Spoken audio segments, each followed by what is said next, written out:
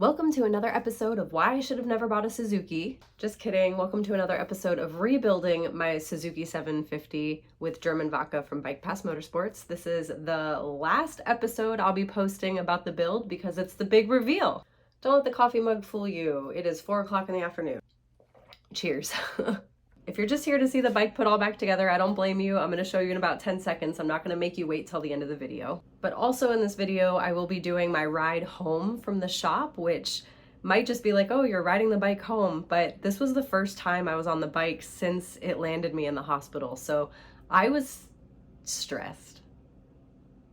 So if you want to hear about my accident, my recovery, what I went through, why it took so long for Electra to come back to life, and kind of what that bike means to me, then stick around. I'd love to tell you the story.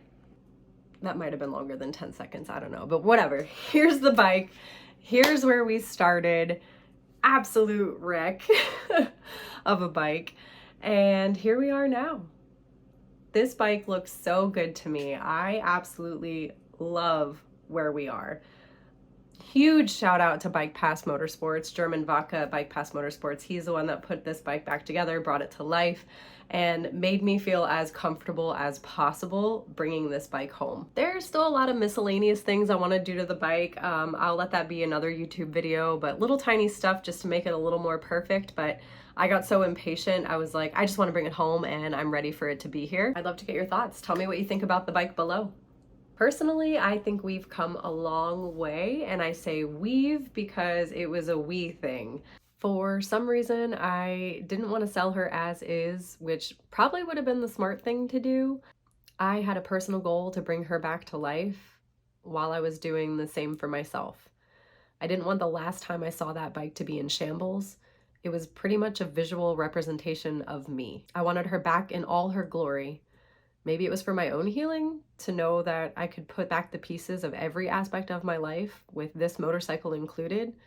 I don't know. So that's the journey I set out on. In a way, this motorcycle and I went through a lot of the same stuff, and I'm pretty emotionally tied to it because of that. I can't go into too much detail for legal reasons on the accident, but I can tell you that when I wrecked, my leg was hanging off. So it was traumatic. For all the medical people out there, it was a compound tib-fib fracture, and after I woke up in the ICU a couple days later, I did suffer from compartment syndrome, so it was a huge, complicated mess. The nurses and doctors in the hospital related it to a bomb going off in my leg, so I don't want to get too graphic, but your girl was messed up. I did stay conscious the whole time on the side of the road. I remember talking to the paramedics, the police officers. I can't go into too much detail again, but it was brake failure. I still battle to this day when I ride, nervous that the brakes aren't gonna be there. So here I am in the hospital. After that, it was a long recovery. It was almost a year. And my leg had a ton of complications. I think I was into double digits of surgeries. I had an infection. I had IV meds. You name it, I went through it. My leg it still bothers me to today. I actually wish I documented a little bit more of my recovery. I have pictures of like the gruesome leg and the healing and all that. But I didn't really have like me in the wheelchair or the crutches or things like that.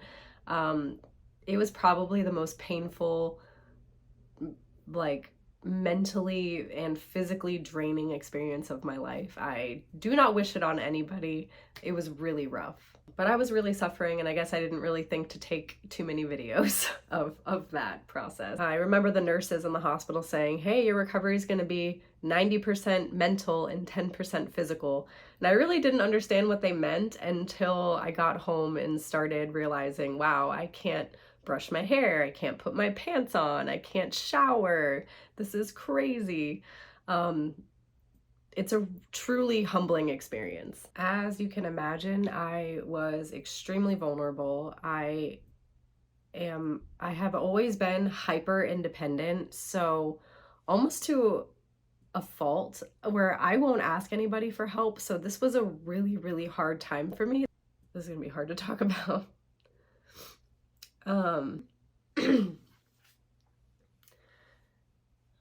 At the same time, I got into a relationship with who I thought was my knight in shining armor. He came to rescue me. He was there to support me and help me through this traumatic event. And here I was thinking, oh my gosh, like this guy loves me. I'm in a wheelchair, broken, and he still wants to hang out with me and help me around the house, and invited me to stay with him so that he could help me through my recovery.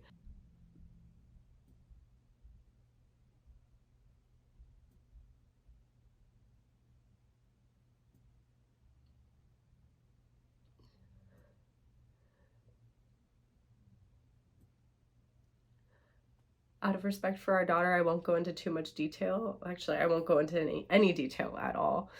But from AVDA, which is Aid to the Victims of Domestic Violence, they sent me a power and control wheel when I was going through therapy, and I experienced one or more of every single section on this wheel in that relationship.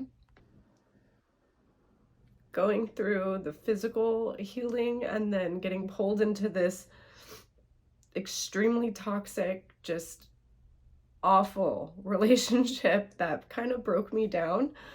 It was the toughest time of my life. Oh, okay. Let me try to do this. No more crying. And a lot of riding on that bike I had done with him, right? My abuser. So there was a lot of association to that bike, to that just black cloud of my life, right? So when German called me and was like, the bike's ready, you can come pick it up, I was like, I don't know if I'm ready. So, yeah. All right. And that's why I wanted to tell you guys my story. This wasn't just a first ride home. This was me conquering my traumatic experiences and reaching a point where I can finally move on from everything. I can tell you I was internally freaking out the whole way home. Oh my god! Oh my god, I'm nervous as I was super anxious messing around with the gas cap, and I dropped it on the ground at the gas station, made a super loud noise. I didn't think anybody heard. Oh my god. Then I was looking through the footage and, well, everybody heard and looked. So now we're both here. Electra and I were not the same as we were before, but that's the beauty in traumatic events and healing from them. You just come back stronger and better than you were before. In a way, we've both been rebuilt from the ground up. Some people have followed me through this whole journey, and what was so cool about my healing process is that people I didn't even know would message me on Instagram and say, you are shining, you have your spark back, you are smiling, and there's just a noticeable difference in who you are as a person, and we're so proud of you. And that's really, really helped. I'm like, oh, it's not just me, like everyone else can see it too. Thank you for coming along this bike build with me. I'm so happy to get here, and I can't wait to post new happy memories on Electra. See you in the next video. Take a picture with me really quick. Oh yeah, take a picture please.